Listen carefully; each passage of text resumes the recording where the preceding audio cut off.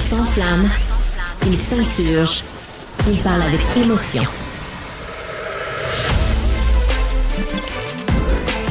Francis Gosselin. 16h20, Fred Bastien, pour qui il est 22h20. Il est, comme d'habitude, dans un endroit un peu étrange, un peu de bruit de fond, mais on lui pardonne puisqu'il est aux Olympiques, mesdames et messieurs. Dis-moi pas que t'es encore au water polo. Non, petite journée de congé aujourd'hui. Je suis très excité pour le match des Canadiennes demain. Là, à ne pas manquer, heure du Québec, 8h demain matin, le Water Polo Canada contre Australie. Mais non, je suis présentement entre la maison tchèque, juste ici à ma gauche, où il y a le match de Félix Auger-Aliassime. Il y a le tennis mix là, qui a lieu Canada contre le Tchèque. OK, ben pas de nouvelles. Non, mais il y a le tennis mix aussi. Puis sinon, juste à droite, là, il y a la maison de l'Inde où il y a genre le plus gros DJ Bollywood de l'histoire. Okay? Donc, je suis dans le Parc des Nations, disons ça comme ça. Je me demande où tu vas atterrir, Fred Bastien, entre ces deux options, n'est-ce pas? Le sage mais te le poulet au beurre de la maison de l'Inde est incroyable. On voulait parler de nouvelles technologiques pour faire un peu changement. A priori, quand on a convenu que tu serais chroniqueur dans l'émission, c'était ça le brief. Après, on a pris des chemins de traverse, c'est normal, c'est Fred Bastien, mais dis-moi, qu'est-ce qui a attiré ton attention aujourd'hui dans l'univers de la tech? Il y a des choses tellement intéressantes qui se passent à la Silicon Valley, donc c'est le fun de se faire là, une petite mise à jour entre nous. Ben, on commence premièrement avec la ville de San Francisco, puis ça, je suis vraiment de t'entendre là, sur les résultats, parce que moi, j'ai des questions pour l'économiste en toi, là, mais la ville de San Francisco, commençons avec la nouvelle technologique, là. La ville de San Francisco a réussi à bannir un logiciel qui permettait la tarification dynamique des loyers. Okay? Autrement dit, là, quand vous prenez par exemple un Uber, puis là, il y a beaucoup plus de demandes et moins d'offres, ben là, Uber vous charge beaucoup plus cher. Là. Il y a des augmentations de prix. Ça, c'est juste pour expliquer c'est quoi la tarification dynamique. Mais dans le fond, il y avait une application qui permettait aux propriétaires, et apparemment, c'était très utilisé par les corporations propriétaires, un peu moins les monsieur, madame, tout le monde qui sont aussi propriétaires. Mais c'était donc utilisé pour essayer d'estimer avec les connaissances du marché des loyers comment on pouvait optimiser en tant que propriétaire le prix de son loyer. Donc, en théorie, le logiciel permettait donc de dynamiser le marché. Bon, ceux qui l'ont inventé disent que c'est pour le mieux, mais la ville de San Francisco, en bannissant cette tarification dynamique, dit vouloir protéger les locataires, et celle-là, je la comprends un peu moins, là, augmenter le parc immobilier. Ça, j'ai pas vraiment réussi à comprendre comment est-ce que ça va avoir un impact en bannissant un logiciel. Mais là, c'est ça ma question pour l'économiste. Là. Qu'est-ce qu'on pense de cette idée d'empêcher la tarification dynamique des loyers? Est-ce que c'est bon ou mauvais pour l'habitation? Ça dépend à quel économiste tu demandes, Fred Bastien. Je suis je demande à Francis. Schizophrène à mes heures, comme tu le sais, mais de manière générale, la tarification dynamique, la plupart des économistes sont favorables à ça. Pourquoi? Parce que l'exemple de Uber est très bon. Là. Les gens étaient bien fâchés que des fois Uber c'est cher, mais tu sais, s'il y a 1000 personnes qui veulent prendre un taxi puis qu'il y a 500 taxis, t'as deux choix. Soit t'augmentes le prix jusqu'à temps qu'il y ait des gens qui décident de marcher, ou tu gardes le prix constant, puis le monde, ils font la queue. Puis c'est le premier arrivé qui prend le taxi, puis tous les autres, tant pis pour eux, tu sais. Donc, ultimement, c'est plus payant pour le taxi d'avoir une tarification dynamique, soit dit en passant, parce qu'évidemment, il va là où il y a le plus de dollars. À long terme, l'économie est un grand système de tarification dynamique, Fred. Là. Tu comprends ce qu'on a vécu dans le domaine de l'alimentation? Exact. Si tout le monde veut des bleuets, puis qu'il y a peu de bleuets, le prix des bleuets augmente. Puis là, l'été, quand il y a plein de bleuets, guess what? Les bleuets se vendent 2 piastres la chopine. C'est de la tarification dynamique. Évidemment, ceux qui se battent contre ça disent c'est pas normal que d'heure en heure, le prix du taxi augmente. Mais encore une fois, moi, je suis why not? T'sais, l'alternative, c'est de faire la queue. Puis faire la queue, c'est un système excessivement inefficace.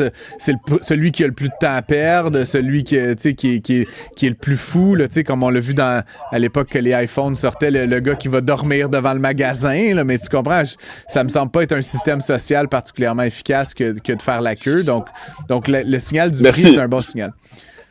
Ça m'aide beaucoup. Puis dans le fond, si je comprends bien, dans le marché de l'immobilier, quand on est soit locataire ou propriétaire, présentement, il y a des inefficiences, puis on dirait qu'il y a des gagnants et des perdants. C'est-à-dire, si ça fait des années que j'ai comme un meilleur loyer que le marché, ben là, je suis comme en train de gagner en tant que locataire, puis le propriétaire est comme en train de perdre. Et vice-versa, si j'ai réussi en tant que propriétaire à charger un peu plus que le loyer, que le marché autour de moi, ben là, peut-être que je réussis à avoir un bénéfice immobilier plus grand, à court, moyen, long terme, là. Mais donc, si on revient à ce logiciel, ça fait juste accélérer l'inévitable, c'est ça? D'une certaine façon, oui, effectivement. Puis l'avantage que je peux y voir, puis encore une fois, là, je connais pas le logiciel spécifiquement, mais à la hausse, on voit bien ce que ça donne, hein, mais il y a peut-être aussi des opportunités parfois à la baisse, c'est-à-dire il y a peut-être des opportunités quand il y a moins de demandes dans une région, sur une rue, pour X, Y raison, d'avoir des bonnes affaires. Tu sais, je l'ai dit souvent, puis là, on pourrait rentrer dans un grand débat sur l'immobilier, toi et moi, Fred Bastien, mais tu sais, le marché de l'immobilier locatif, c'est un marché de concurrence parfaite, là. Je veux dire, il y a tellement d'offres et tellement de demandes là, qu'il y a des petites irrégularités. Le problème, c'est l'intervention publique. Puis je m'explique. Mettons qu'à Montréal, il y a tant de logements puis tant de gens qui veulent habiter dans des logements. L'équilibre de marché entre l'offre et la demande, c'est 1000 $.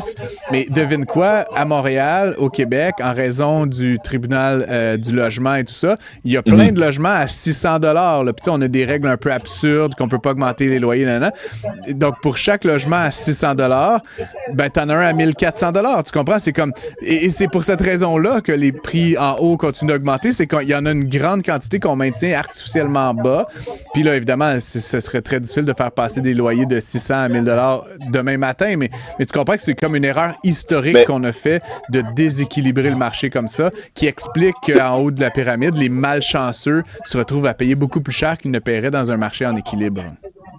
C'est fascinant parce que c'est justement pour ça que la ville de San Francisco a voulu intervenir. C'est que justement, dorénavant, les propriétaires avaient des données pour faire doubler ou tripler les loyers. Là, tu viens de dire de 600 à 1000 $, ben, ça ressemblait à ce qui arrivait grâce ou à cause de ce logiciel. Ça donnait des arguments aux grosses corporations pour faire ces changements de loyer en disant, ben, écoute, non, mon voisin à côté, il le fait. Puis, ce que je trouve le plus intéressant, c'est que dans le fond, comment on a réussi à légiférer pour la ville de San Francisco? Ben, c'est qu'on a dit, OK, le problème de ce logiciel-là, c'est qu'il utilise des données qui sont non publiques, des données qui sont cachées, donc qui profitent exclusivement aux propriétaires. Parce que là, on sait qu'il y a bien du monde à gauche là, qui rêve là, d'une espèce de catalogue des loyers où on sait... Des loyers, exact.